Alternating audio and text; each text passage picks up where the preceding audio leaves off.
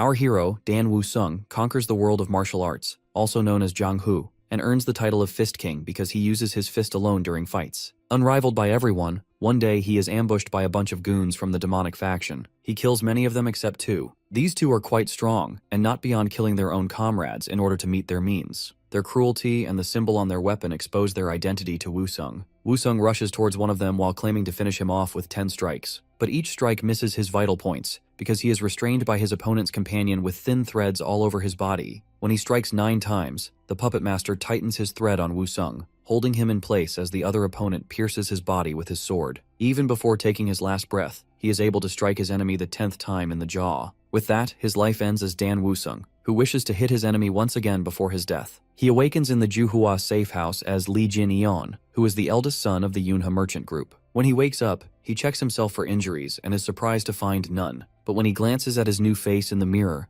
he first thinks someone has just put a mask on his face. Then he rejects this idea after some inspection. After the maids leave to call for a physician, he decides to learn about his new situation and searches around. While moving, he realizes that this vessel of a body is quite fragile, as even moving around is a big task. Finally, he finds a journal titled Yunha Merchant Group, which is a large and famous merchant group in Juhua Mountain. After checking the journal, he realizes that he is in the body of Lie Ginon, who seems quite a scoundrel, judging by the letters mentioning women and gambling. After some inspection, he concludes the possibility that he has reincarnated as Lie Ginon. At that moment, his physician, Gong-sun, comes in with the smile of a cunning fox and subtly tries to check his pulse. Taking his hand away, he assures him that he is all right. Then the snake of a physician offers him dragon and phoenix soup, claiming it to be a tonic. But in reality, this soup is poison for someone ill like Ginon. Instead of answering him, Ginon subtly wants to know how many years it has been since he died as Dan Woo-sung, and concludes that it has only been a little while ago. It means his enemies are still alive. Thinking about his current physician and his old enemies, he becomes determined to kill all of them, now that he has another chance at life. The days have passed since Dan Woo-sung reincarnated as Lie Ginon. That morning, his maids prepare his breakfast with great enthusiasm, while knowing he will finally eat a proper meal from today onward.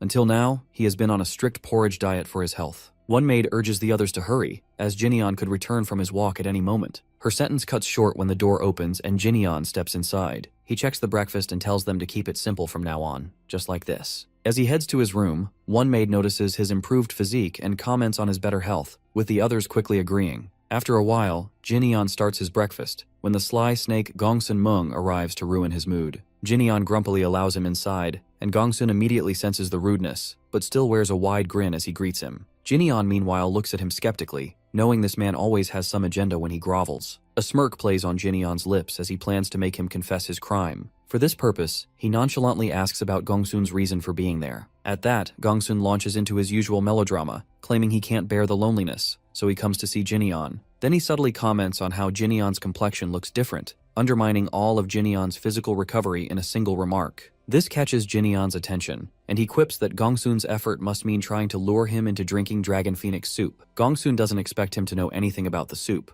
so he hurriedly explains that dragon phoenix soup is simply a nourishing tonic. Ginon casually remarks that it's toxic. Gongsun reminds him that he is his physician. Realizing he is about to be caught, Gongsun immediately makes a dramatic gesture, declaring that since Ginon clearly doesn't need him, he had better leave. Before he can even take a step, Ginion's voice stops him. In a dark tone, Ginon asks if Gongsun is the master here, since he seems to come and go from his chamber on a whim. Seeing his expression, Ginon laughs while clarifying that he is just joking, and Gongsun nervously plays along. Then Ginon orders him to bring writing tools, saying he wishes to write a letter. When Gongsun complies, Ginon tells him to write it instead. He dictates that Gongsun needs to live in this villa because of a severe illness. He is suffering. His next words catch Gongsun off guard when he adds that his life is too long, so Gongsun needs advice from his master on his next course of action. Seeing his expression, Ginon asks why he stopped writing. He tries to laugh off Ginion's words and asks him to elaborate, but before he can finish his sentence, Ginon throws a chopstick at him. It scratches his neck slightly and pierces the wall behind him. Now truly alarmed, Gongsun checks his wound. Ginion's expression turns serious as he states clearly that he is no longer the Lie Ginon Gongsun knows. Gongsun still tries to feign ignorance, but Ginon decides that it is time to confront the snake. He explains bluntly that he knows the dragon phoenix soup is a tonic only for healthy people,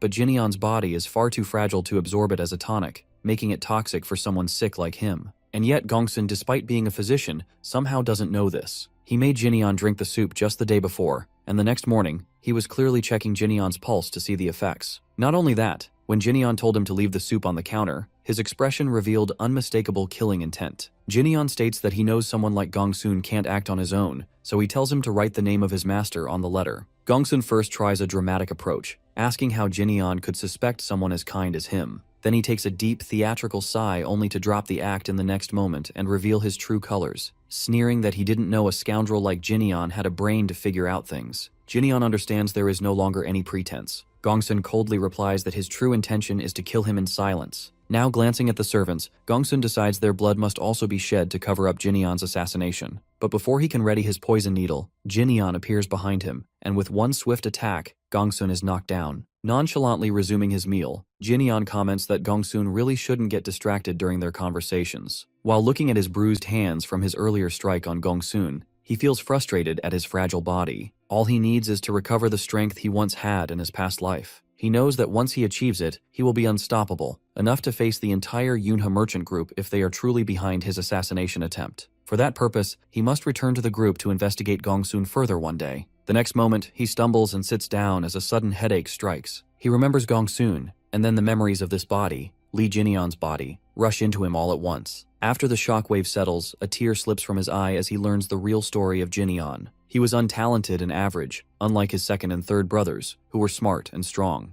To overcome his ordinariness, he did what no sane person would do. He began spending money on indulgences, which deteriorated his health to the point where, by the time he realized his mistake, there was no coming back. Under the pretense of helping him recover, he was sent to this villa, which was nothing more than a place of exile. But his clan hardly cared about their untalented eldest son living out his days here. Now living in Jinion's body, Wusung is determined to restart his martial arts training, something he had delayed because he lacked Jinion's memories. He feels frustrated at the real owner of this body, who wasted such a perfect body on indulgence. He decides to use his past life knowledge to make this body useful by acquiring some rare elixirs. When he steps inside the villa, his eyes catch sight of the money he has, and he feels relieved to know that he doesn't have financial problems. This means he can easily buy the elixirs he needs. Then his gaze falls on Gongsun, now nothing more than a corpse thanks to his earlier powerful strike. He decides to bury the body. From this day, a year passes in what feels like a single breath. One day, Mok In Seop, a guard squad member from the Yunha merchant group, arrives to deliver a letter for Ginion. He asks a maid about Jinion's whereabouts, and she points him toward the place where Ginion is meditating. As soon as Mok sees his built form, his eyes widen in disbelief because he can't believe he is really looking at Ginion. During this year, our determined guy has used every moment to strengthen his body. His energy core has now manifested, and he has re-engraved into himself all the martial arts essential for survival, such as the enlightened mobility art, enlightened body art, and rapid strides. Beyond that, he has also learned the White Lightning 10-phase art, which allows him to control the lightning element. Through all this training, he has successfully reached the 4th phase of martial arts. But for someone like him, it is still not enough. At this moment, his training is interrupted by Mok's voice, greeting him and nervously introducing himself. Mok explains that he has brought a letter from the main clan. With calm grace, Ginion asks him to hand it over. Meanwhile, Mok can hardly believe his eyes. This is the same frail, coughing man he saw last year, and yet now, he stands tall and strong. His thoughts are interrupted by Jinion's voice, laced with sarcasm, reminding him that he is still waiting for the letter. Coming out of his daze, both Ginion and Mok settle down as he reads the letter. It informs him of his father's ill health, which has left him bedridden, though no reason is given. Hearing this, Mok voices his suspicions about the Uang clan.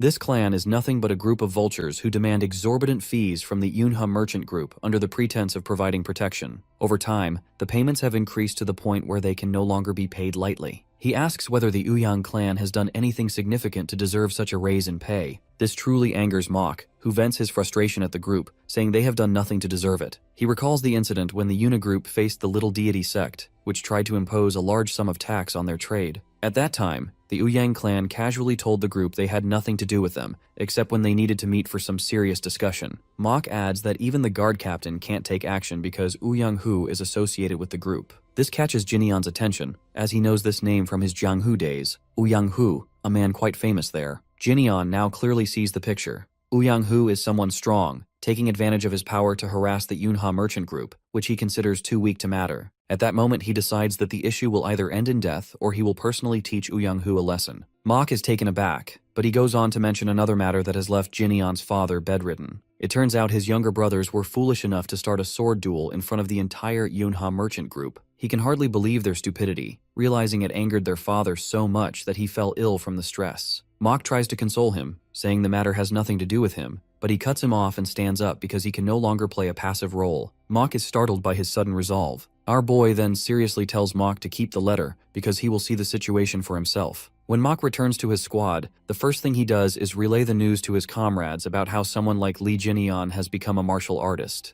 As soon as his companions hear this, they start laughing. Everyone has their own opinion on the matter. Some say he must be good in bed, while others comment that if someone like Ginon can become a martial artist, then they must be legendary martial artists themselves. One of his companions tells him to make a believable joke. For example, how the vice captain has finally found a lover. The said vice captain, Han Yeop, catches their conversation and becomes interested to know whether Ginon has truly regained his health after hitting the man who tried to move him. Then Han Yeop firmly states that Ginon has been a martial artist since childhood, thanks to the gifted body he possesses. Now Han asks the timing of Ginion's return. Mok shows his uncertainty about this matter, as he only mentioned that he is coming back. At that very moment they hear the announcement regarding Ginion's arrival, and they understand it is now. Then Han asks his subordinates to go and greet their young master. They are not happy to hear this, so he sternly reminds them that he is their master no matter what. Meanwhile, Woo-sung, seeing the opulence of the Yuna merchant group's palace for the first time, is truly surprised by how rich it is. In his past life, he had only heard stories about this group,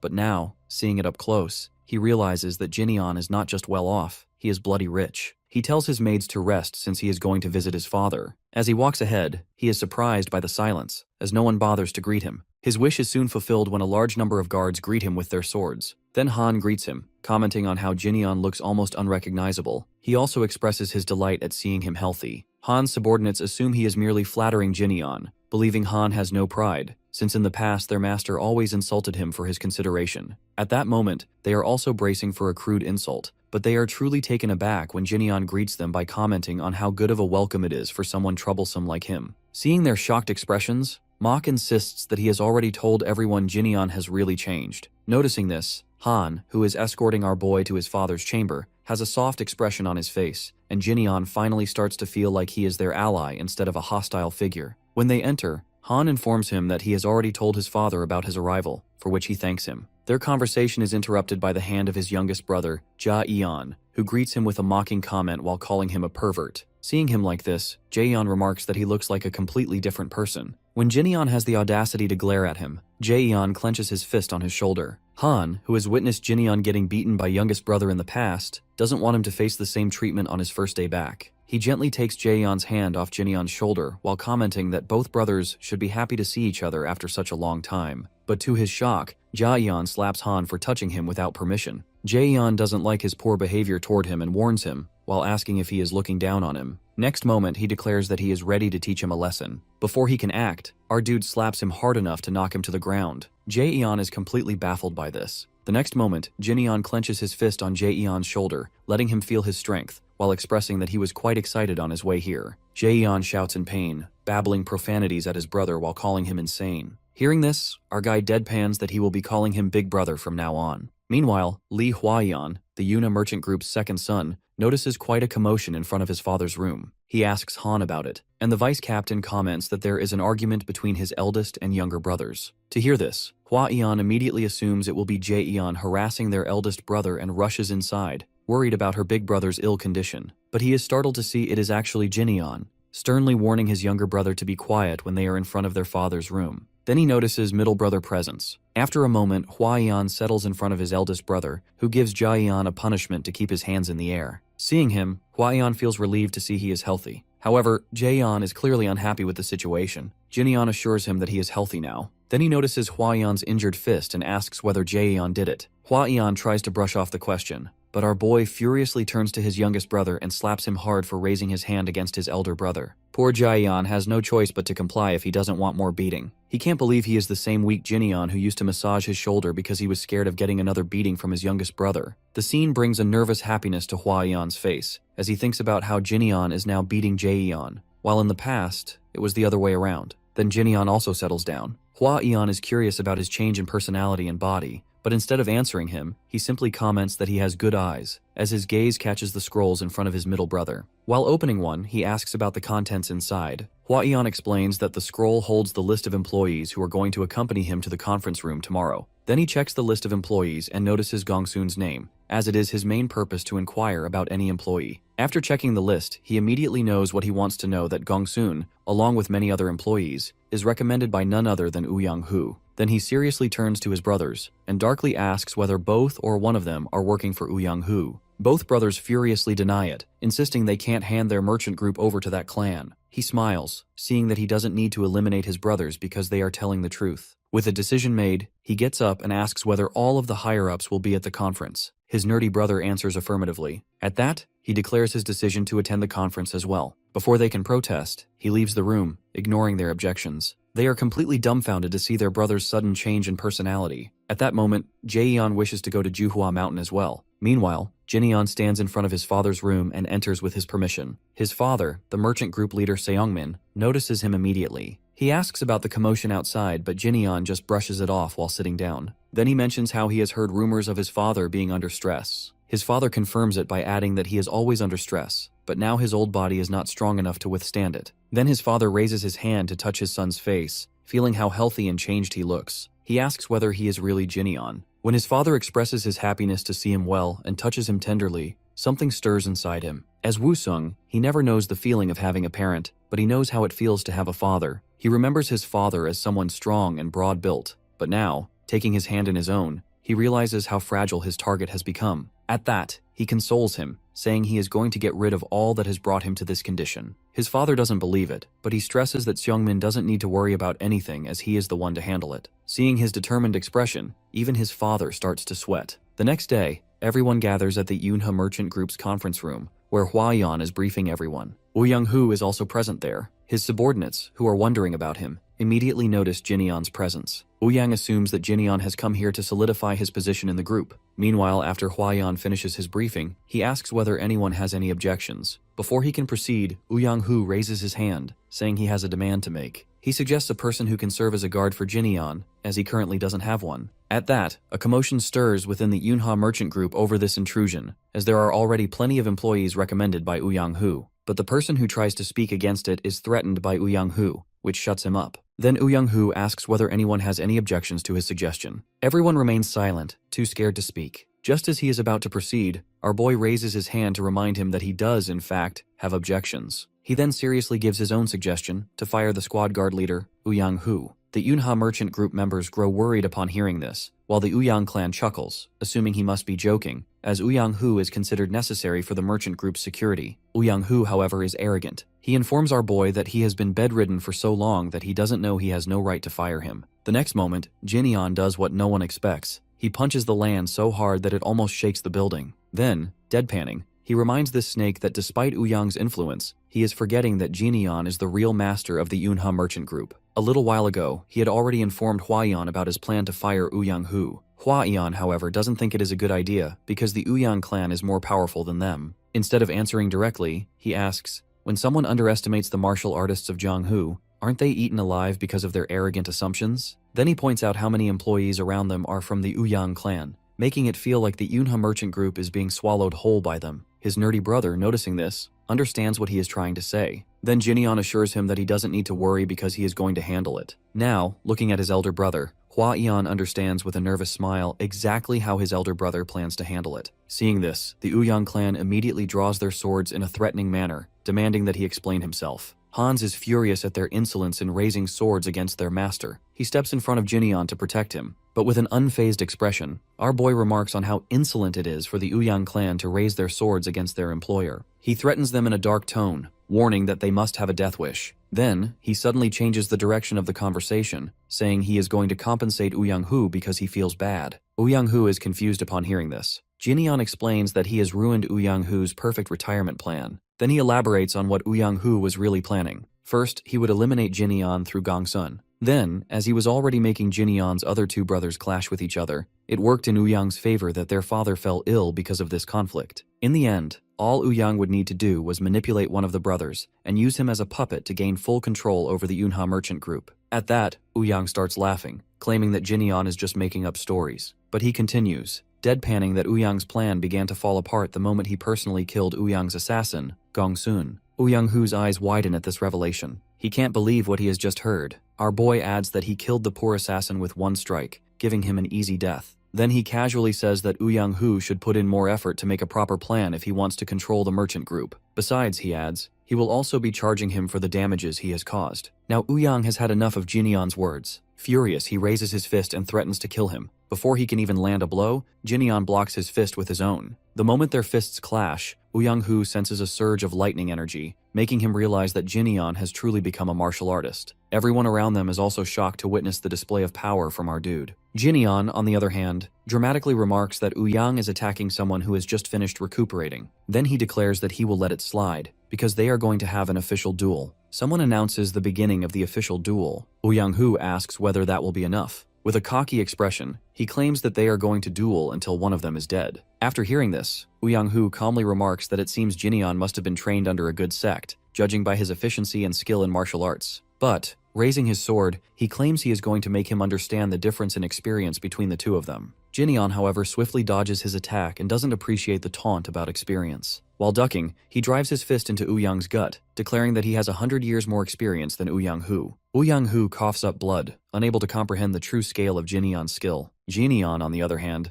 activates his enlightened mobility art and promises to show Uyang what the real difference in experience looks like. Now moving at the speed of lightning, he strikes at Uyang, who manages to block the blow with his sword. The two clash repeatedly, Uang Hu slashing with his blade, Jinion countering with his bare fists, but every strike our boy throws is blocked by Uyang's sword. During their fight, Uang Hu is completely confused by Jinion's techniques because it's nothing like how a rookie would fight. His skills match those of a seasoned martial artist. However, despite this, Uang is determined to finish Jinion off. Seeing his stance, his subordinates are pleased, thinking their captain is finally about to end the fight. With that, Uang activates his three-form sword art. Jinion immediately ducks his head to avoid the strike and activates his rapid strike. He moves so fast that Uang doesn't even sense his change in position. The next moment, Uang takes a devastating punch to the jaw. The impact is so powerful that it's visible even from the main house. Servants witnessing the scene murmur in confusion, while his father, wearing a proud expression, declares that his eldest son has mastered martial arts. When Uang Hu collapses, his subordinates rush to his side. Seeing their captain's condition, they are furious. One even glares at Jinion, but he silences him instantly with a deadly threat. Another subordinate admits that there were no irregularities in the duel. However, before leaving, he warns that if this is the way Jinion wishes to act, then the Uyang clan will adopt the same method to take revenge on the Yunha merchant group, something that, he claims, will be impossible for them to avoid. But Jinion doesn't care about such petty grudges as he's never been new to them. He will repay whatever they give him, whether it's a grudge or kindness. Besides, he claims full responsibility for the incident, which prompts a protest from Huaiyan. Yet Jinion looks firmly at everyone and declares that, despite his earlier claim that the Yunha merchant group belongs to him, it also belongs to his father, to the squad that welcomed him this morning, and to every employee who works there. Therefore, he will not allow anyone to toy with his merchant group. With that, he orders them to leave, saying he was firing them anyway. Everyone is pleased by his speech, except for the Uyang clan, who leave reluctantly, wishing him good luck in dealing with their clan in the future. As they go, one employee is about to cheer, but another quickly stops him, reminding him that Jinion had won an official duel. Another guard adds that they can't celebrate. After all, they are the guard squad. Yet instead of doing their duty, they stood and watched the entire time. Unfazed by the commotion, Jinion turns to Huaiyan and tells him to bring him an elixir. Since he has already taken sole responsibility for the matter, he deserves at least that much. Huaiyan chuckles and assures his brother that he will bring the best elixir, adding that he is going to be busy from now on. Not only will he be buying elixirs, but he also needs to hire new people for the guard squad. At this, Jinion mentions that he already has some people in mind who can fill the job. Meanwhile, somewhere inside a private room, Myungho receives the news about Jinion's recent actions. His subordinates confirm that the news is indeed true. Actually, our boy has already thought through all of this a few days ago, the moment he set foot in the Yuna merchant group. He has been analyzing the employee patterns as well. On his very first day here, while on the way somewhere, he suddenly stops and asks Han whether he has eaten. Completely caught off guard by the considerate question, Han answers negatively as he hasn't had time to eat since dawn because of work. Jinion then glances downstairs, where a few Uyang clan members are wasting time in useless conversation. In that instant, he understands the group's dynamic. The loyal Yunha merchant group employees work so hard, they can't even make time for a meal, while the Uyang clan members enjoy easy money, slacking off during working hours without any real obligations. Han addresses him again, but instead of answering, his mind drifts to the solution. If he suddenly fires the Uyang members, the group will be left without security, as he will need people to fill their place. After giving it some thought, he knows exactly where to find the perfect replacements for those idle employees. For this purpose, he heads to a shady gambling den, the kind of place that looks like only criminals would frequent. As soon as he steps inside, he catches the eyes of several people. Some point at him, calling him a pushover. They are surprised to see him after so long. Some even assume he's been dead for years. Believing he has come to gamble, they prepare to watch him lose his wealth. When he enters the main hall, the guard there greets him with excitement, assuming he's about to spend a fortune. But this Ginon is not the man they remember. With a subtle yet sharp insult, he warns the guard not to touch him, leaving the man grumpy. Then, without further pleasantries, Ginon orders him to open the door. Inside, Chul Myung-ho, known as the Poisonous Fox, glances at his former friend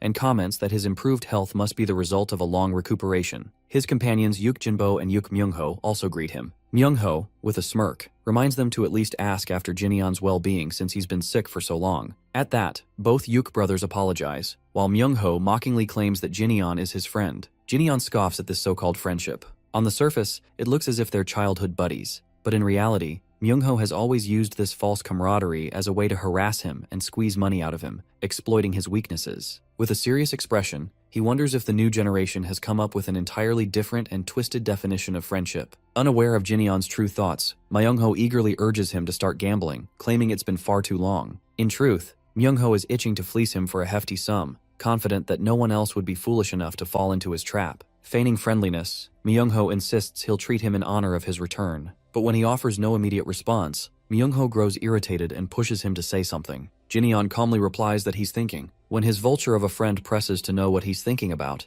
Jinion, instead of answering, he simply sits in silence for a moment, weighing his options whether should he kill Myung-ho or not. To him, Myung-ho is nothing more than a useless scumbag he has no interest in keeping around. The only ones of value here are the Yuk brothers, who, despite living as thugs, actually have skills worth using, their skill wasted under someone like Myung-ho. With that decision simmering in his mind, Jinion stands up and calmly tells Myung-ho to hand over the key to the vault. Myung-ho blinks in surprise, asking why Jinion suddenly needs money. Jinion answers evenly, assuring him that this is just a one-time cash withdrawal. But, he adds, the interest Myung-ho owes him for the thousands of nyang he was forced to invest in this gambling den, plus medical compensation for the times Myung-ho had him beaten, brings the total to around 100,000 nyang. That should be enough. Myung-ho bursts into laughter, mocking him and asking if he learned his math during his time away. With smug arrogance, he points out that the vault doesn't just contain the money Jinion is demanding, it's also filled with gold, silver, and jewelry. Still, he says, Jinion is a fool if he thinks he'll get any of it. At best, his so-called offers, he could lend him some money if he's desperate, but the vault key is out of the question. Myung-ho's irritation grows as he recalls the times our boy complained to be sick, only to now stand here, healthy, and dare to demand the vault key while blatantly ignoring him. He coldly tells Jinion to come to his senses, reminding him exactly who's standing in front of him. When Jinion still doesn't bother to answer, Myung-ho steps in close, his face almost touching his, and asks if he's wishing for death at his hands. Again, no answer. Finally giving up on words, Myung-ho snaps an order to his minions to beat Jinion to a pulp.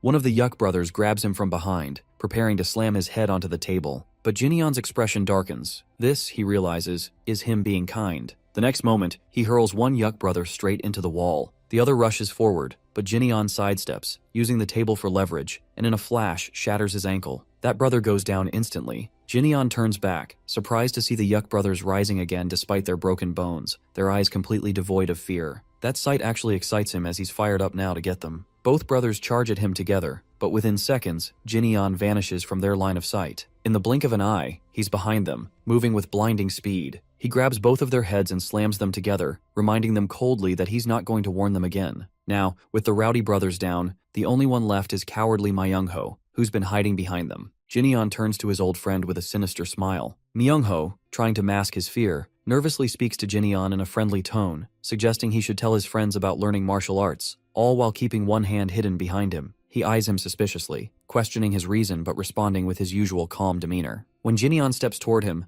Myung-ho's fear spikes, and he reveals the knife, warning him not to come closer. He tries to remind himself there's nothing to be afraid of as it's just Jinion after all. With determination, Myung-ho rushes forward, planning to end the fight in a single strike. He smirks from behind the table, thinking it will shield him. But Jinion kicks the table aside, and in the next moment, one punch from him shatters it into pieces. All that remains is a stunned, speechless Myung-ho, whose head he seizes in his grip. Then he smiles and calmly says that the counterstrike wins this time. The next moment, Myung-ho shrieks in pain as Jinion sends lightning energy coursing through his body. Outside, a guard mutters that someone's going to die today. After the shocking burst, Myung-ho collapses to the floor, drenched in sweat. Jinian, unfazed, tells him to get a grip. With difficulty, Myungho lifts his head, his eyes burning with humiliation as he wonders what Jinian has been doing during his recuperation. The thought creeps in, whether Jinian trained all this time just to take revenge on him. He tries to defend himself, thinking he hasn't been that bad to him. But recalling his past behavior toward Jinian, the conclusion feels unavoidable.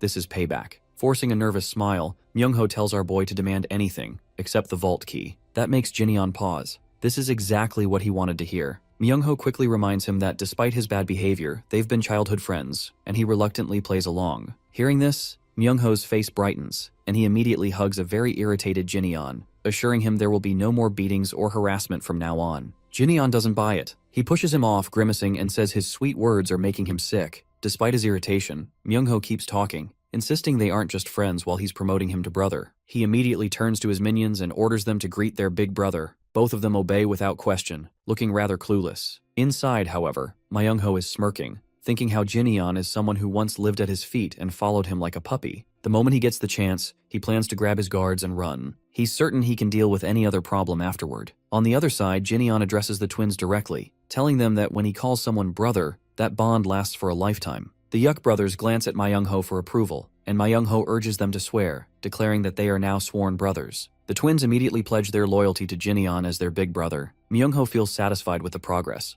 until his blood runs cold when Jinian darkly orders the Yuk brothers to step aside, saying that he and Myungho are going to decide who the real big brother is. Despite Myungho's protests, the twins leave the room. Now completely unsettled, Myungho has no idea what his true motive is. Our dude calmly reminds him that he was the one who made money by exploiting the twins. That's not the right way, so now Jinian is going to take responsibility for them. Knowing full well that the brothers are worth more than money, Myungho protests furiously, accusing Jinian of not only beating him, but also trying to take the brothers away. He snarls that it would be better to kill him outright. As rude as the remark is, Jinian decides to grant the sentiment by kicking Myungho in the jaw the next moment. He coldly tells him he's doing a great job and proceeds to use him as a punching bag until Myungho finally understands that Jinian isn't bound by any reluctance to kill him. At last, Myungho mumbles that he'll give him what he wants, but Jinian casually tells him to say it aloud. Defeated, Myungho finally agrees to hand over the key. Jinian smirks and reminds Myungho that he should show that he's begging for his life. Myungho still has the audacity to scoff at the demand,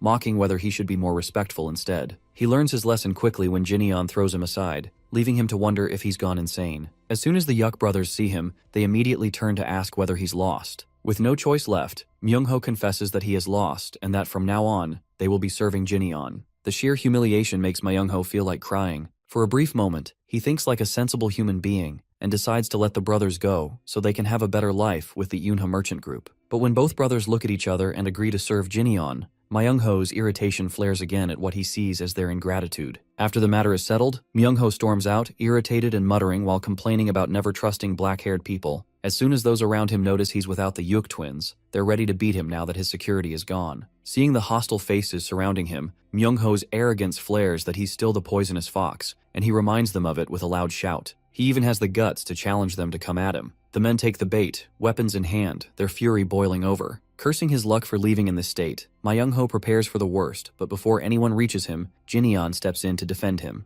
Jinian remarks how these vultures didn't dare approach Myungho when he was strong, yet now they're ready to devour him while he's vulnerable. He orders them to come for Myungho only when he's strong enough to fight back. Then he instructs the Yuk brothers to collect every valuable item. As they move to carry out his orders, Myungho continues cursing at everyone and everything, Jinian included. When they arrive in front of his home, the Yuk brothers thank him for saving their former master. The gratitude catches him off guard for a moment. Looking at the twins, he recalls the rumors that some say they were sold to Myungho as slaves, others that they followed him out of fear. Yet, seeing their genuine concern for Myungho, Jinian smiles softly to himself, realizing that understanding true human nature is far more complex than it seems. Meanwhile, from behind a pillar, someone watches carefully, making sure that Jinian is truly there. Now, in the present, things fall back into rhythm, but Jaeyeon is not happy with the progress. He is still grumbling about not having a quiet day until his big brother returns. He remembers the sudden appearance of money and jewels from the gambling den along with the Yuk brothers, and the thought makes him fume with resentment. The next moment, he sees a cart coming inside with new supplies. Hwayeon checks them carefully, instructing his servants to be cautious with the goods and leaving the cart there, explaining that the items are quite precious. Seeing this, Jaeyeon grows curious about the contents of the cart. His eyes brighten when he spots a 100-year tuber fleece flower, so rare that people line up since dawn just to gather one. He assumes it must have been brought in at his order. At that moment, their father steps outside. Hua Yan quickly rushes to him, reminding him that it is still too early for him to be out in his condition. Jaeyeon, however, is far more interested in finding out for whom his father brought so much elixir. He recalls that Jinyeon only needed one, so he is hopeful he might get at least one for himself. But his face pales when he hears that all of them are for Jinyeon. Their father explains that after what happened with the Uang clan, they cannot risk relying on a single elixir. Besides, it's not much, judging by the sheer amount of money they already wasted on the Uang clan and the little deity sect. So, after considering the matter, he sends letters to the heads of their local branch offices and some big names in the elixir industry, requesting high-quality elixir supplies. They agree to help, as their businesses are interconnected and suffer from each other's losses. At that, Han supports his decision to aid Jinyeon, trusting him to become a great martial artist. Seongmin thanks him for the support. Then, despite the disheartened face of his youngest son, he declares that he has finally found the perfect way to spend the money he has earned all his life. Jaeyeon is furious to learn all of this. He steps into his father's way and demands that he be given an elixir as well. His father looks at him for a moment and then asks if he really needs one. Jaeyeon becomes even more enraged at this, hearing only the constant praise of his eldest brother's name. He truly believes there is discrimination against him and cannot understand why someone like Jinyeon keeps getting this kind of attention. His question is answered not with words, but with our boy's actions. When he rushes past him at lightning speed, the force of his movement knocks Jaeyeon down as Lee passes, dragging a massive boulder on his back. Looking at his brother's determined, sweat-covered face, Jaeyeon concludes that someone like his eldest brother, who already has a strong build and innate confidence, is finally putting in the effort to make it work. He lies back on the ground with a sigh, then glances thoughtfully at his sword. After a while, encouraged by his brother's vigorous training, Jaeyeon begins practicing his sword art on a training dummy. He recalls the move Jinyeon had used on Uang during their official duel. After some training, he sighs, frustrated that he can't fully grasp the extent of Jinyeon's skill, all while cursing him under his breath. Almost as if summoned by that thought, Jinyeon appears before him, startling his poor baby brother. Nervously, Jaeyeon asks about his walk. Jinyeon explains that he's finished with it. Then, realizing what his youngest brother has been doing, he offers him his sword and tells him to review the move Uang used against him, while adding praise for his brother's skills. Embarrassed, Jaeyeon realizes that his brother had been watching his training. Taking the sword, Jaeyeon gets up and with determination attacks the dummy. Feeling cocky about his move, his confidence is instantly crushed when Jinyeon calls it sloppy. Jaeyeon, now irritated at his brother's sharp tongue, snaps back. But the next moment, Jinyeon's fist comes at him, only for Jaeyeon to block it at the last second with his sword. Then Jinyeon explains how he destroyed Uang feint, closed the distance, and left him completely helpless, forced only to defend. He says all this while still kicking at his younger brother. Jaeyeon tries to reason with him, suggesting they talk things out instead of resorting to fists, but Jinyeon, clearly in the mood to train his brother, doesn't listen. Left with no choice, Jaeyeon grabs his sword again and decides to go along with it. When he rushes forward to attack, he's stunned to see Jinyeon simply vanish. An instant later, Jinyeon ambushes him from behind, remarking that normal people show their true potential when they're cornered. With that, he draws back his fist to punch, but stops just short before it can hit Jaeyeon. Scared, Jaeyeon falls back onto the ground, clearly thinking he might be killed. Jinyeon explains that in swordsmanship, stabbing has a lower success rate than slashing. He adds that Uang used a one-hit kill technique, attempting a three-form sword style against him. This technique requires extreme caution, so Jinyeon measured his speed carefully in order to counter it. Otherwise, he would have been finished that day. While raising his sword at his brother, Jinyeon recalls his match against Uang. Someone like Uang would have been finished before he could even draw his sword if he still had the full potential of his past life body. But right now, his body hasn't even reached a quarter of the strength he once possessed as the Fist King. Because of that, he can't simply celebrate a win against Uang. His thoughts drift to his assassins from demonic faction and the realization that they are even more powerful than him. This fuels his determination to surpass the strength he had in his past life. His reflection is interrupted by the voice of a maid, informing him that he has a visitor. Before leaving to attend to his guest, Jinyeon pokes his younger brother on the forehead once again. Somewhere else, a group of men are discussing the ridiculous rumor they've heard that a womanizer like Jinyeon actually knows martial arts. Uang, who doesn't believe the story, explains how last night he went to the gambling den in a drunken state. There, he spotted Jinyeon with the Yuk brothers, loading items from the den. He immediately recognized him, but before he could return after throwing up, he was gone. Jujeruang and Sima Guk then state that they came here to verify the rumor themselves. When they open the door to his chamber, they find him inside with the Yuk brothers. Seeing his muscular build, they quickly shut the door again and ask the maid whether he is really Jinyeon, or if some merchant group has adopted him. The maid confirms it's truly their young master. The men look like they're about to faint. trying to process the shocking difference between the Ginon they just saw and the frivolous playboy from the 4 heavenly kings they thought they knew. At that moment, Ginon opens the door, scaring the life out of them. He calmly orders his maid to feed the twins and give them a large amount of food, as they eat a lot. Once they leave, he turns his attention to his old crew, who are clearly terrified of him. He asks why they're there. Too frightened to explain, they simply pray for their own safety. Sima Guk, Jujaryang, Uang, and our boy Ginon form a group known as the 4 Heavenly Kings, whose main purpose is to indulge in women and wine. Now these 4 friends are sitting together, finally enjoying a quiet meal. While looking at them, Ginon remembers Myungho, who also claimed to be his friend, but these idiots are different. They're more like partners in mischief, their world revolving almost entirely around women and wine. Jaryang breaks the silence by asking about Jinion's well-being, while Uang checks his muscles, unable to believe that Ginon has actually been training. Sima, however, silently observes both his demeanor and his physique. He concludes that this transformation isn't something training alone could achieve. Ginon has truly become a martial artist. Then they ask about his source of martial arts knowledge, since it's impossible for him to be self-taught in such skills. Ginon gives them an ambiguous answer, saying he was just lucky. Sima remarks that it must be something like the legends they've only heard about in the Jianghu. Jaryang adds that he almost didn't recognize him at all. Then, out of nowhere, Ginon states that their friend, Ginon, is dead, which makes their expressions shift immediately. Still hopeful, Jaryang asks about their next course of action. Ginon explains vaguely that he has a debt to repay, and in order to settle it, he's preparing the Yuna merchant group. His current goal is no longer to drift aimlessly, but to become stronger. Uang and Jaryang are dumbfounded, murmuring to each other about this sudden change. Sima, however, wears a more serious expression. He recalls the time when Ginon left under the guise of recuperating, but Ginon knew it was actually a form of exile. He had been disheartened, realizing that his father was disappointed enough to send him away. Sima had tried to cheer him up, consoling him and encouraging him to use the time wisely to study and change himself. Back then, Ginon laughed in response while agreeing to change before Sima could bid him farewell. Remembering the incident, Sima sincerely congratulates his friend for changing for the better. For a moment, all of them pause, then agree with Sima while recalling the time Ginon left, and the others didn't show up because of their usual hangovers. Seeing them bicker like this, he sighs softly, realizing that these alcohol-loving idiots are the real friends of Ginon.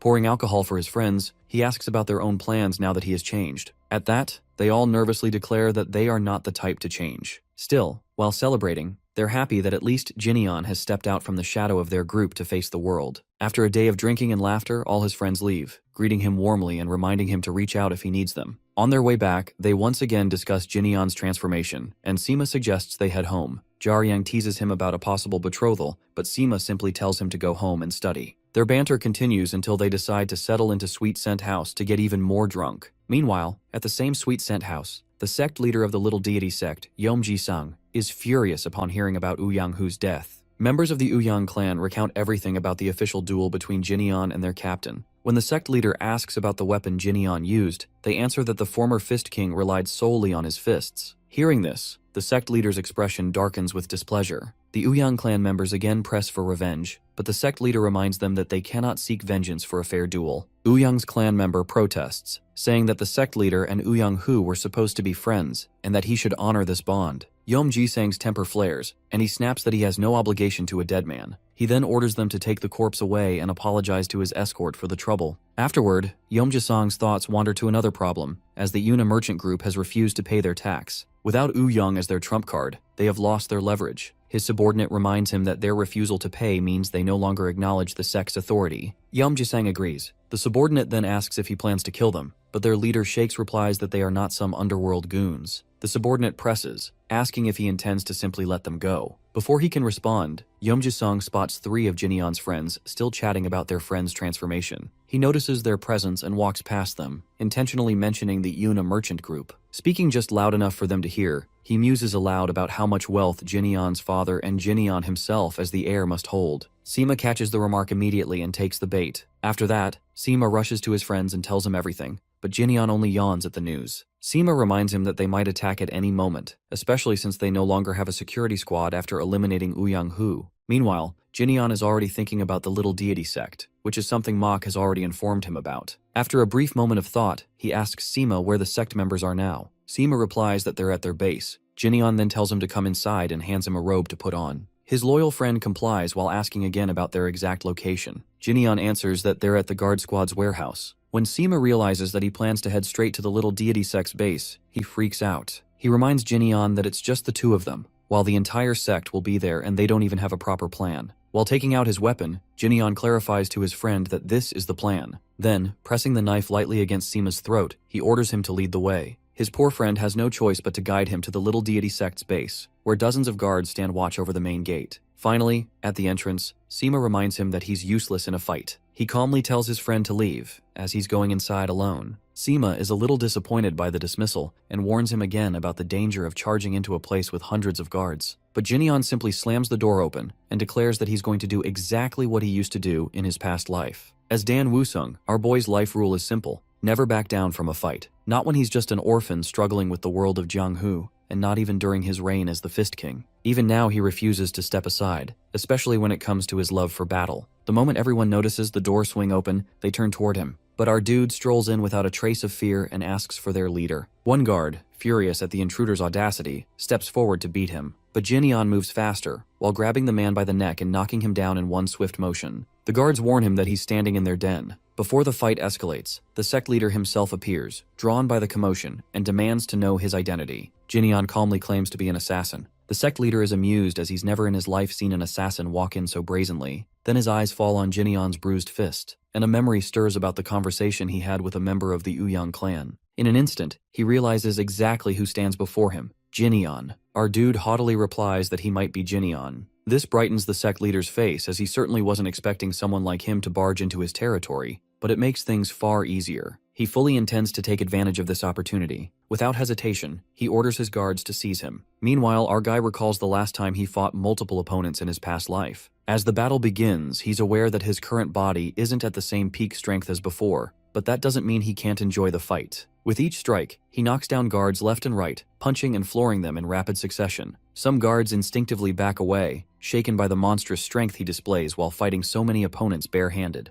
Then suddenly, he freezes for a moment as an arrow slices across his cheek from behind. Turning with a smirk, he cheekily accuses the sect leader of showing off his flashy weapon. The sect leader admits the sword is indeed expensive, and one he rarely uses, but for someone like this powerful intruder, he's willing to make an exception. Then, at the sect master's order, the guards at Ginion's feet pin him in place, while dozens more perch on the roof with loaded bowguns aimed at him. Our boy thinks with bitter irony, so the sect master doesn't even have the honor to fall alongside his own men. But suddenly, he hears Sima's voice calling out to him, followed by a knife sailing through the air. Ginon catches it mid-flight and in one smooth motion deflects all the incoming arrows. The force of the deflection also loosens the guard's grip on him. The sect leader stares in disbelief at what he's just witnessed. Our boy gives his loyal friend a thumbs up, then turns back to the fight. He hurls the blade toward the sect leader, the edge grazing past the man's neck. In a dark tone, he declares that the sect leader is the only exception for whom he's willing to use a blade instead of his fist. Now desperate, the sect leader orders his subordinates to kill him. But before he can react, our boy is already upon him, fists ready. The cowardly leader doesn't hesitate to use his own lover as a human shield. In a swift, controlled strike, Ginon punches the man while simultaneously pulling the woman to safety. He tells her to leave, then turns his gaze back to the sect leader, now cowering like a cornered animal. Just like every other opponent Ginon has faced, this man realizes he can't possibly be the heir of the Yuna merchant group. Only a professional martial artist could fight like this. To save his life, the sect leader offers Ginon a generous sum of money. Before the man can even finish his sentence, our boy slams a fist into him, knocking him to the ground. With cold finality, Ginon declares that he doesn't need money from someone who values it more than human life. After beating him thoroughly, he ends the man's life, his expression twisted in disgust at the sight of this scum's blood. With the matter settled, Ginon leaves alongside his friend and the sect leader's lover. Sima offers to escort the woman, and Ginon agrees. The two part ways. As they walk, the woman quickly recognizes Sima. Flustered, he unmasks him while she tells him that she's seen him many times at the Sweet Scent House. She thanks him sincerely, and promises to treat him to high-quality wine the next time he visits. He brushes off the offer, declaring that he won't be going to any betrothal next time. She comments softly on his transformation. Glancing at his friend, he calmly says that he's willing to embrace change, inspired by Ginion's own transformation, while Ginon, for his part, is already thinking about breakfast. After freshening up in his chamber, Ginon settles in for breakfast with the Yuk brothers. He encourages them to eat as much as they like. Delighted by his generosity, they ask if they can eat 7 times a day, to which he casually agrees without a second thought. Then they notice the injury on his face and ask about what happened last night. The question pulls him back to the memory of the ambush, which was an event that genuinely shook him. It's not the sort of thing that would have rattled him in his past life, but now, it makes him realize that he must go beyond his usual training. He needs to keep pushing himself, both to prepare for revenge against the demonic faction and to keep strengthening the Yuna merchant group. At that moment, he's informed about receiving a parcel. Opening it, he finds a letter from Uang in the box. The letter jokingly praises him for improving while pointing out that he only had one drink last night. In truth, Uang had gone to deliver something on his father's request but forgot about it, so now he's sending it over instead. He ends the letter by bidding Ginon farewell and reminding him to get stronger, for the sake of their scoundrel group. When Ginon opens the box, he finds several century-old tuber fleeceflower roots. He is amazed to realize that these herbs might be nearly 5 centuries old. This means they can help him raise his lightning 10-phase art to the 5th phase. Then he checks another pouch with a box inside. Inside, he finds a letter from the Taiho merchant group addressed to his father as a token of friendship. He concludes that his father must have used his connections to ask the Taiho merchant group, which is one of the richest in the Central Plains, to deliver these precious items. When he opens the box, his eyes widen at the sight of azurite essence, which is a treasure trove for martial artists. It is second only to the legendary natural wineberry, the moonflower, and the 10,000-year snow ginseng. This elixir is so rare that martial artists would kill for it. As he inhales its scent, he is certain it is truly azurite essence, having tasted a few drops in his past life. What he can't understand is how his father managed to get his hands on it. Then, without hesitation, he tosses each tuber fleeceflower roots to each of his Yuk brothers, instructing them to guard his room while he focuses on circulating his energy. He also orders them to eat the roots once he emerges from his room. One of the Yuk brothers eyes the item in his hand with curiosity. Ginon explains that it's something that will make them stronger, but warns them not to lose it, because of his valuable its. One of them is astonished to hear this, then casually reveals that his father brought plenty of similar elixirs, just for him. Ginon sighs, finally understanding that it all comes down to money. After consuming the rooty, Ginon sits cross-legged in his room, meditating and gathering energy for the next 2 hours. The taste is bitter, but he thinks that's what makes it so much like martial arts itself, painful, yet rewarding. Soon he feels heat surging into his core from the elixir, and he's relieved that he has been training the vessel of this new body. But suddenly, a burning pain erupts through every part of him. He tries to suppress it, but it grows more and more unbearable. Gritting his teeth, he decides to tackle it head-on, channeling his energy to subdue it. After several agonizing seconds, he finally breathes a sigh of relief as the pain fades and his core begins to cool down. Then he uses his lightning art, a triumphant smile on his face as he realizes he has reached the 5th phase. Looking at his body, he notices that he reeks of alcohol, thanks to his body's old owner's alcoholism. With a smile, he bids the old Ginon goodbye. Now it's time to attempt the azurite essence, which is not an easy process. Most bodies scatter like a sand cup in the furnace under its effect,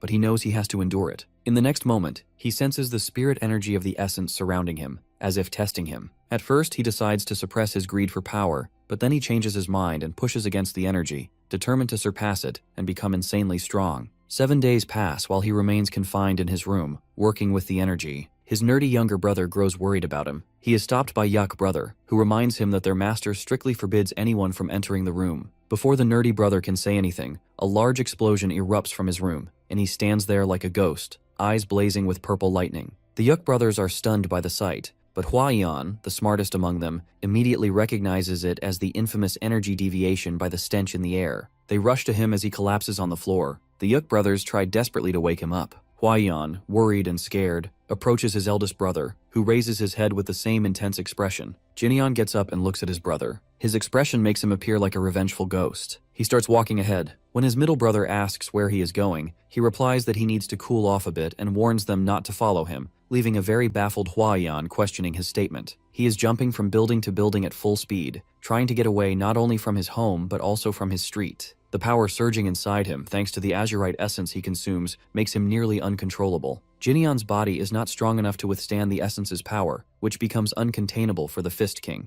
So he runs away from the inhabited areas to protect the people from himself. After a while, he is far away and stops in a deserted place. The power is still uncontrollable. Remembering the stab he endured in his past life, he decides to release the energy from his body. He releases the energy in a powerful burst, visible from far away as it shoots from the ground. Rain pours over him as he stands there, satisfied with his energy. Checking the level of his white lightning 10-phase art, he grins, realizing that he has reached the 8th phase because of this energy. When he gets back to the town, his clothes are torn from the energy he released. Noticing the stares of the people around him, he buys some clothes. When he asks the shopkeeper about the price, the man refuses to take money, recognizing him as the one who defeated the rowdy groups like the Uang clan and the Little Deity sect, scaring off the other thugs. He points to his kids, saying they come here after this, so it's a token of gratitude from him. The kids also offer him an umbrella, and with a smile, he finally accepts their gratitude. Outside, he looks at the peaceful faces of the people around him and realizes the shopkeeper was right. He never truly understood the impact his fight had on others, but remembering the shopkeeper's words and the smiles of the people, he feels a strange feeling that he likes. Suddenly, the peace is broken by loud shouting. He looks ahead and sees some people chasing Myung-ho. His chameleon friend immediately greets him with a smile. Looking at his enemy, he dryly comments on his busy life. Meanwhile, at the palace of Moyang-chan, the Emperor Assembly holds a meeting. The conversation is led by the Doko clan leader, Doko Myong, who praises Moyong-bin for his great work in gathering all the leaders of the Emperor Assembly groups. Moyong-bin brushes off the gratitude and approaches the leader of the Uyang clan,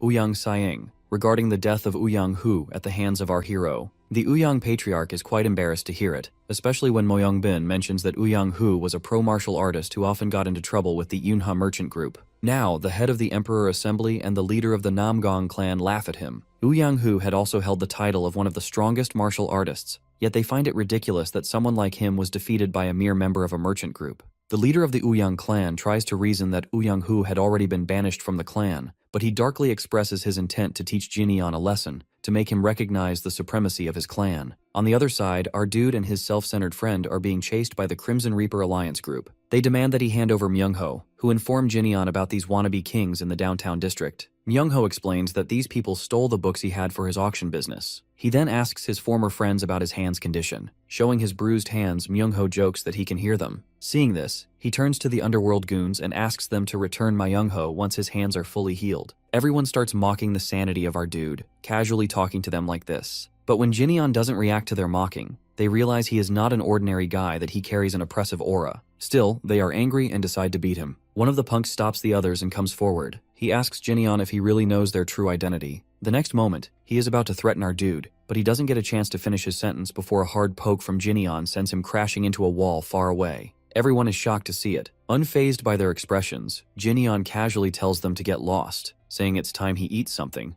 otherwise he might kill them out of hunger. It's better for them to come another time. He even adds that either he or Myung-ho will find them for their fight later. Finally, the Crimson Reaper gang understands and bids them goodbye for now. Now Myung-ho has the audacity to ask him to buy him something, especially noodles. He even mentions that when Jinian beat him last time, he almost died because he was starving, and rambles on about the importance of food for his recovery. Finally, Jinian tells him to shut up, saying he should just ask him without adding too much. Then they head to Jinpyong's place to eat noodles. Myung-ho is quite happy to have a full meal. But then he notices a change in his friend's eating habits, as he was someone who used to eat so little now eats like they've been starving for days. He lectures them a little on the natural course of change and then orders 4 bowls for his friends. The conversation shifts to the Yuk twins, as our boy informs Myung-ho that they are doing fine and usually training at his place. Myung-ho comments on their gluttonous eating habits, which take a big dent out of his expenses when they are with him. Jinian casually reminds him that he is wealthy enough. His former friends irritatingly retort that he loots his money as well. The conversation then changes as Myung-ho becomes interested in Jinian's source of martial arts knowledge. His friend presses for a reason. Myung-ho casually answers that he wants to defeat the Crimson Reaper gang, and martial arts can be quite helpful for him. In this regard, he also shares information about the gang leader, who has hundreds of subordinates. Wherever they fight, there are so many of them, though they run away when necessary. At that, Jinian offers to train him personally, which Myung-ho immediately agrees to. He promises to follow every instruction, which Myung-ho takes seriously, as he is not called Poisonous Fox for nothing. The next moment, he surprises his greedy ex-friend by demanding him to bow to him. Myung-ho is quite embarrassed, but he still bows. Then he raises himself, while complaining about Jinian better teach him after this. The next moment, our boy opens his umbrella and demonstrates how to swing his wrist for a sword move. This angers his former friend,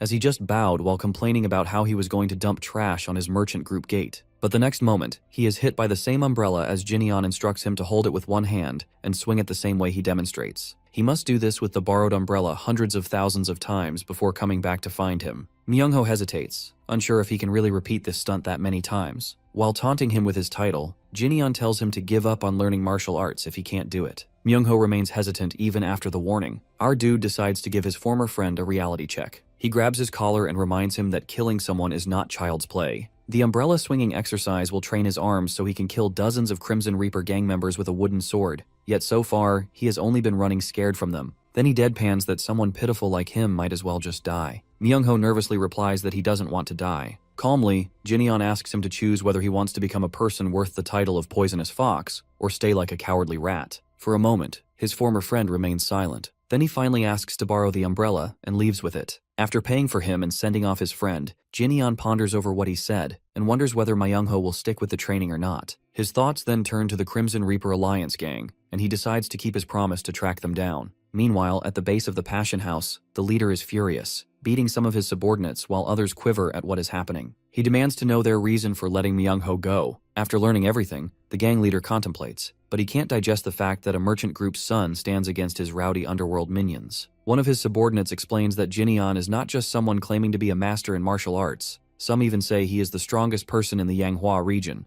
but seeing their master's expression, he doesn't finish his sentence. The leader then orders the others back to the group tasked with finding both of them. He deadpans that he wants both Myungho and Ginon dead. Meanwhile, our boy is also learning about the Crimson Reaper Alliance and its leader. One of the Yuk brothers informs him that the gang is infamous for tearing apart their opponents. Up until now, they have killed many prominent leaders of different sects, such as the Napio sect, the Horn sect, and so on. After doing this, he absorbs these smaller factions in the Yukon region, making his group even larger. As a result, establishments and businesses in the Yukon area have no choice but to pay tribute money to the Crimson Reaper Alliance, regardless of the type of business they run. They are after Myungho because of the same tribute money. Ginon then explains that the gang has taken over his former friend's auction house. The Yuk boys agrees, noting that something like this would likely be done by the gang. After learning all of this, our guy realizes he has no choice but to find the gang. Otherwise, his merchant group will be dragged into the mess once they learn his identity. While at the Yukon shopping district, inside the Passion House, the madam is instructing her subordinates when they suddenly hear a loud shriek. They immediately rush to the girl. One of the escorts informs her that the girl is with the leader of the Crimson Reaper Alliance, but then they grow worried about another girl who is still inside with the leader. Seeing the girl's condition, the madam tells her subordinate to escort her to her room and let her rest, while she checks on the new guest. Meanwhile, the subordinates are instructed not to disturb the leader of the Crimson Reaper. Jonghwa then approaches her new guest, who is none other than our boy. She tries to flatter him, but he directly asks about the Crimson Reaper leader. Jonghwa asks if he has an appointment. He even asks if he will find the leader upstairs. Jonghwa hesitates, wondering about his identity, but admits anyway that the leader is upstairs. As he heads upstairs, he warns her to evacuate the others, as he is going to meet the leader. Seeing that the other girl is still inside, she tries to warn him about the leader's immense strength. However, our boy is unfazed as he moves ahead. In front of the leader's group,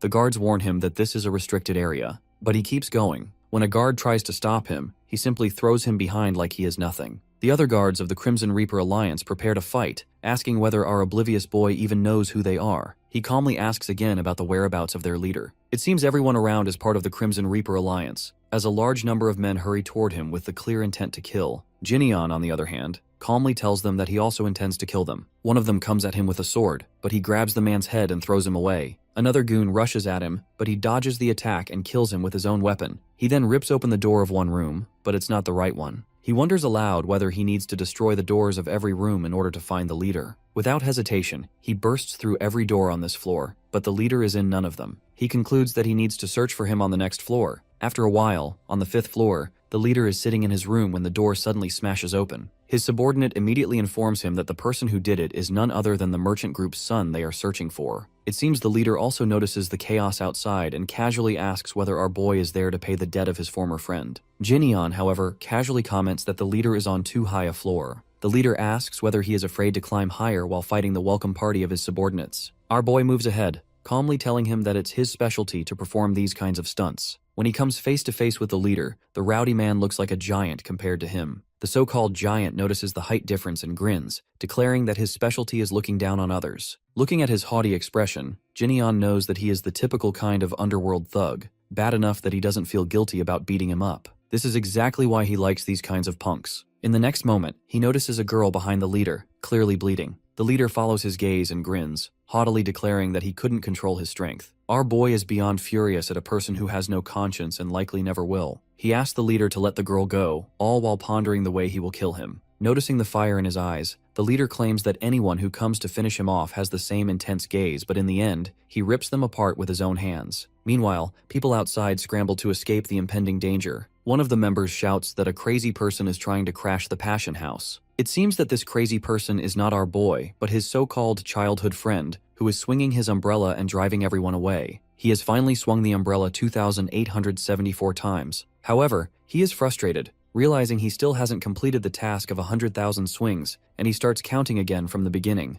Suddenly he hears a large explosion behind him. As he looks back, his thoughts wander, wondering if it is related to his friend. On the other hand, Ginon kicks the leader with such force that it pushes him outside the building, breaking the wall behind him. The leader looks at our boy, who, instead of remaining a spectator, jumps after him and lands gracefully in front of his opponent. Even beaten up, the Red Reaper gets back on his feet, ready to face him, as he takes a weapon from his subordinate. With full power, he throws the weapon at him, but Ginon dodges while leaping into the air. He tries again, but this time Ginon calmly grabs the chain while the hilt is still in the leader's hand. This also gives the Red Reaper the chance to gauge the strength of our guy, which matches his own. So, he releases the weapon and rushes toward him in order to finish him off with his rebound force. He is sure that Ginon won't be able to block this attack. Looking at the style, our sharp boy immediately recognizes it as the meteor hammer and fist technique. He also observes that this person must have been taught by some traditional martial artist, judging by his clean fighting style. However, the leader underestimates him. Ginon is a fist king, and he easily blocks his opponent's attack. The next moment, he punches the man hard in the gut, prompting a shriek from him. Looking at his injured stomach, the leader immediately recognizes Ginion's fist-trained style and readies himself to give him a proper fight. His muscles ripple with raw energy as he rushes forward, ready to tear him apart. Calm as ever, Ginon grabs his neck and slams him onto the ground without any effort. The leader doesn't understand why he is at a disadvantage against this man, even though he is fighting with all his might. Now our boy grabs his face and throws back the leader's own taunt at him, that now he is the one looking up at Ginon. He then begins the second stage of his white lightning art, while still holding the leader's face, who is now screaming in pain. With each passing moment, he increases the stage to the next level until he is using the fifth phase. The Crimson Reaper Alliance lackeys, watching their boss writhing and hearing his cries, wonder whether they should step in to help him,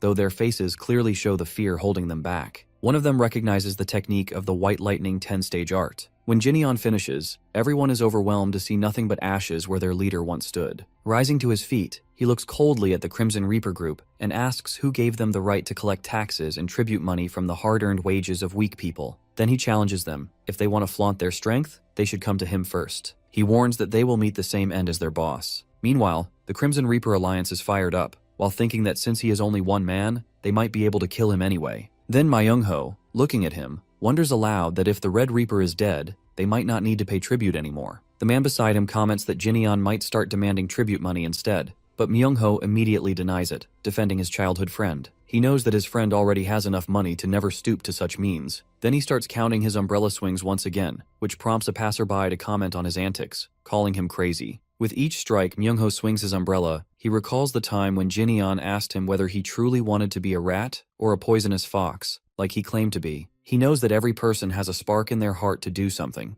and it is his own responsibility to nurture that spark. He understands that his friend wants to be strong to the extent that it borders on madness, but suddenly he stops, looking at his friend fighting the Crimson Reaper goons, and declares that he is the poisonous fox, not a cowardly rat. After dealing with the Crimson Reaper Alliance, Ginon doesn't even wash the blood from his clothes when his concerned nerdy brother shows up at his door. He makes an excuse that he was out for a drink. His middle brother has come for some advice on some matter, but the concerned one wants answers about the blood. Our boy consoles him, while explaining that it's not his, which his brother has already guessed. Then Hwa-eon finally gets to the point that he came here because he wants to send the merchant groups something as a token of their gratitude for providing such precious elixirs. First, he wants to send something to Taiho Merchant Group, but wants to know how much the medicine they send is worth. At that, Ginon remembers that the said group is the one who sent the azurite essence, and answers that the value is so high that someone like him cannot even measure its worth. His brother is baffled, unable to comprehend what could possibly be given for something so valuable. Ginon believes that sending goods or money is not a good idea. To his brother's surprise, he proposes forming a merchant alliance instead. He further explains that besides big names like Taiho, there are also smaller groups like the West Escort Establishment that don't have any official form of protection. An alliance like this would be a good way to repay them by offering protection. Hwa-eon is hesitant, feeling it seems bigger than what they can handle. Ginon advises him to start small. Just include Taiho Merchant Group and the Westwind Escort Establishment for now as a way of repayment. The nerdy brother, already busy planning, wants to know the rules and membership fees. Ginon tells him not to charge any fees for now and to keep the rules simple. His brother wants to know about the purpose of the alliance. At that, he remembers the words of the escort establishment representative who had asked for his protection after he drove out 2 gangster organizations from that town. So he states that their purpose is to protect the lives of merchants. Besides, he wants to form a proper line of communication so they can reach him in dire situations. His brother points out that conditions may arise which even big groups like Taiho Merchant Group cannot handle. For example, if someone from the underworld of Jianghu harasses them, what kind of action would he take? He states firmly that he will personally handle such matters, which makes his brother hesitant. But he explains that since the merchants gave him medicine that made him stronger, he can do this much for them in return. Then comes the issue of naming the alliance.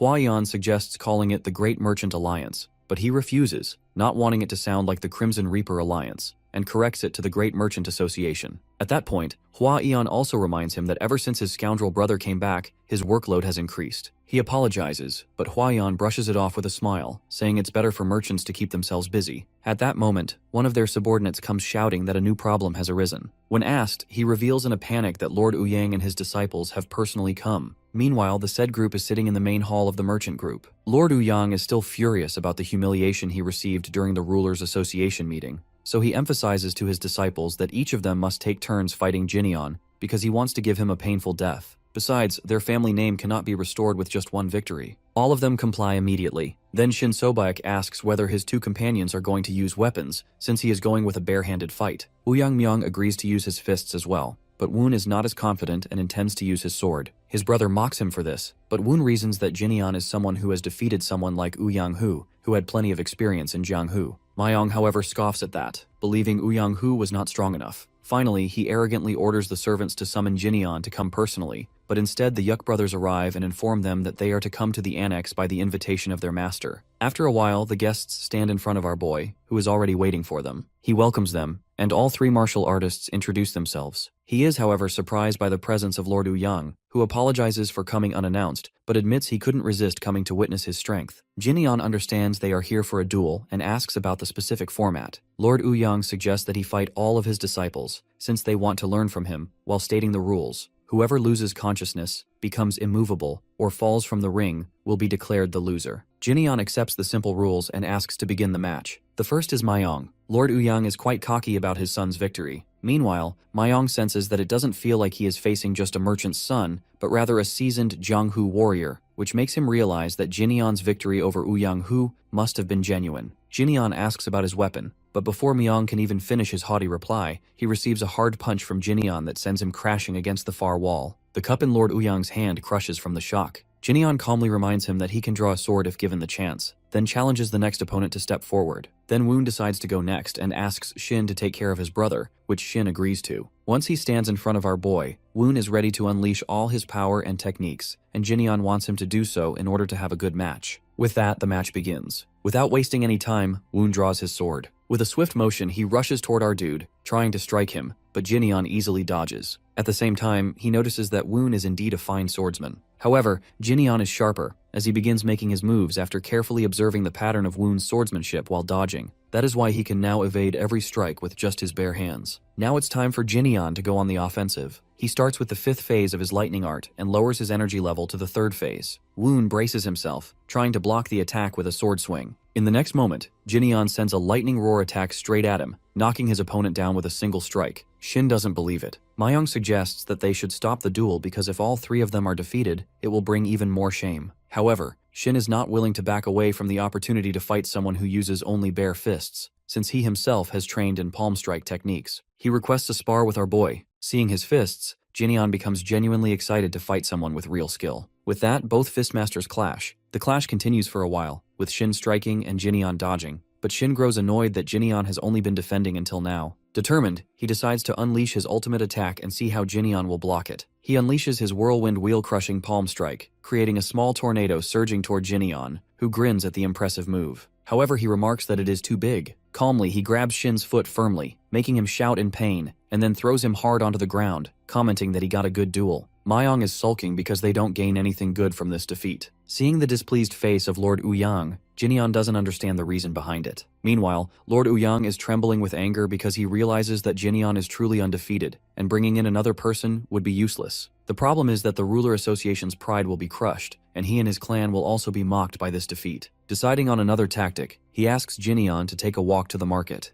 He notices the peaceful environment there and comments that Ginon must have many suppliers from this place. Without wasting more time, he offers Ginon membership in the Ruler Association. He explains that Ginon doesn't need to enroll his whole merchant group as he can join as an individual, and his merchant group will still be protected. Ginon is taken aback by the offer, knowing that this association already includes the names of great clans. But he raises the issue that the Ruler Association is forged from clans who left the Murim Alliance, which was once composed of the 9 great sects. Lord Uang confirms it while making the excuse that they are just friendly rivals of the Murim Alliance. Ginon thinks about the information he received that the Uang clan only recently joined the association and now wants to save their reputation after the defeat. Lord Uang also confirms his suspicion by admitting that his subordinate, Uang Hu, was spreading strange rumors about Ginon, which badly affected the clan reputation, though he himself has nothing against him. That is why he wants Ginon to join the Ruler Association, to save face. This, he believes, is his best chance to show his association that someone like Ginon is under him. Ginon asks what will happen if he refuses. Lord Uang points out that he won't lose anything by joining it, and as a merchant's son, he should understand that. Ginon retorts that he has nothing to do with an ordinary martial arts group when he doesn't lack money. Then he dismisses him, ending the conversation. At that, Uang becomes truly furious and threatens whether Ginon wants his whole group massacred, which momentarily stops our boy. Uang warns him that he has enough power to wipe out the entire merchant group while sparing Ginion's life and turning him into a public enemy. He asks if Ginon really thinks he is strong enough alone to crush an entire clan, let alone the Ruler Association.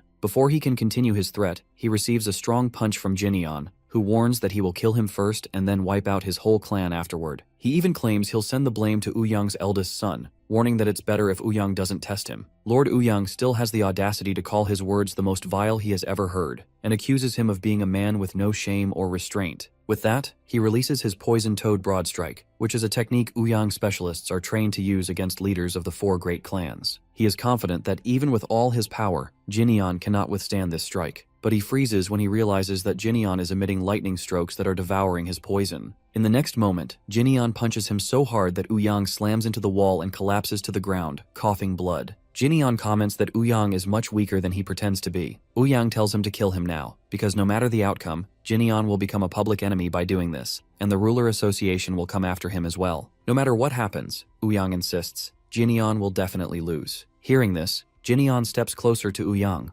whispering darkly that he will make him regret those words for the rest of his life. After a while, everyone sees Ginon dragging Lord Uang by his hair. They are shocked by his condition, especially his sons. Myong protests, but Ginon shuts him up, warning that he will suffer the same punishment as his father. Another son worries about their father's life, but Ginon answers that he is alive for now and orders his subordinates to prepare a carriage. The eldest son of Uang demands to know his reasoning for doing such a thing. Ginon replies that their father had threatened to slaughter his merchant group and frame him as the culprit, which leaves everyone stupefied. Then he announces that he is going to the Ruler Association to report the matter himself. He asks Uang guards to come with him as witnesses. Before he can continue, Shin points out that the Ruler Association doesn't have a headquarters. He informs him that meetings are usually held at the homes of the clan heads. In this way, he can go to the Moyong clan estate, which is the closest. With that, he orders his guards and the Yuk brothers to keep an eye on Lord Uyang's disciple and sons. Then he turns to his middle brother and orders him to make a report to submit to the Murim Alliance about today's incident. They then head toward the Moyong estate. Meanwhile, in the carriage, Uang is bound by ropes and asks about their destination. Ginon answers him. Next moment, Uang asks his guard to bring him some water, as he is parched. The guard hesitates, unsure whether our boy will permit it. But Ginon, on the other hand, is amazed that the lord of a clan himself is asking for water, yet he doesn't comply. He realizes this person must be an assassin.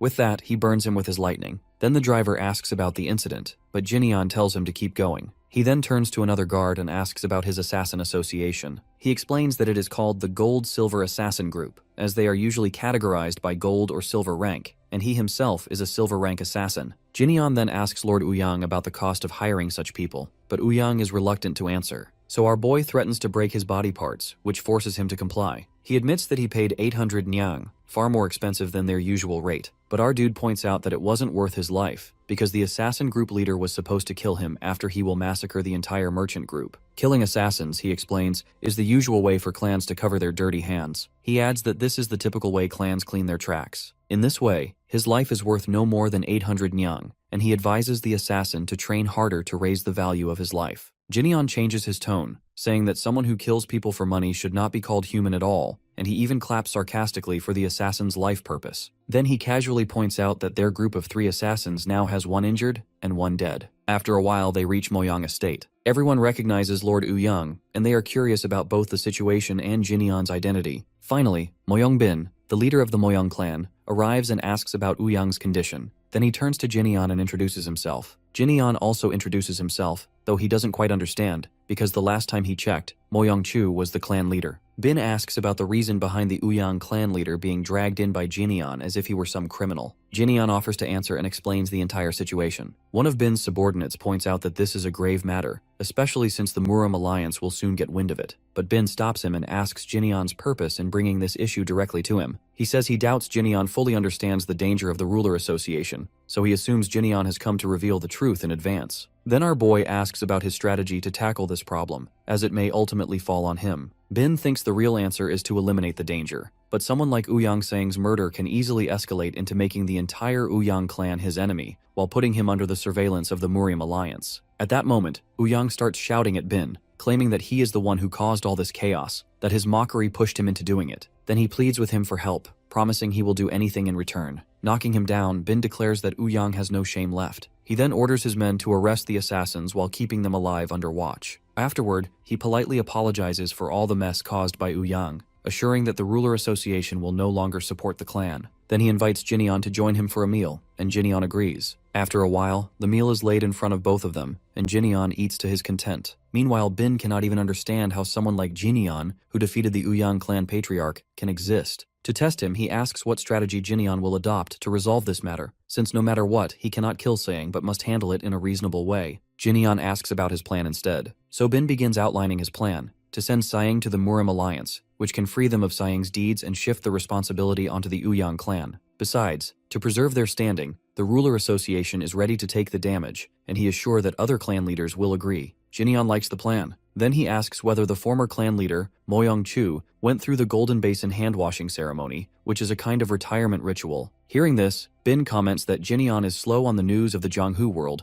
because his father has been missing for a year. He is taken aback by it. Bin explains that they sent a search party of main branch members but didn't get any trace of him. At that moment, our guy thinks it is the same time he reincarnated into Jinion's body. It means that along with him, Chu also died. So he questions whether Chu had any hostility with the demonic faction. Bin answers that the demonic faction has been silent for 20 years, and if they were to rise again, he would have noticed it. Besides, he doubts that the demonic faction has any reason to target his father. At that, he remembers his past life, where he also had nothing to do with the faction but was suddenly ambushed and killed. To assess the situation, he asks how far Bin's father would go if he were ambushed by a number of swordsmen. Bin replies that his father is not someone who can be defeated by mere swordsmen. Our boy then points out, what if those swordsmen had blade-proof bodies? This leaves Bin confused. Now recalling his last incident when he tried to attack those assassins, he remembers how they survived even after being struck by his 9th phase lightning energy. He knows that no ordinary man can endure even the 9th phase lightning energy if he strikes with his current body power. He doesn't believe that someone like them can withstand his strength. So he concludes that they must have blade-proof bodies or something equally impossible. If men with such power, including the sorcerer who once controlled his body, were to join forces,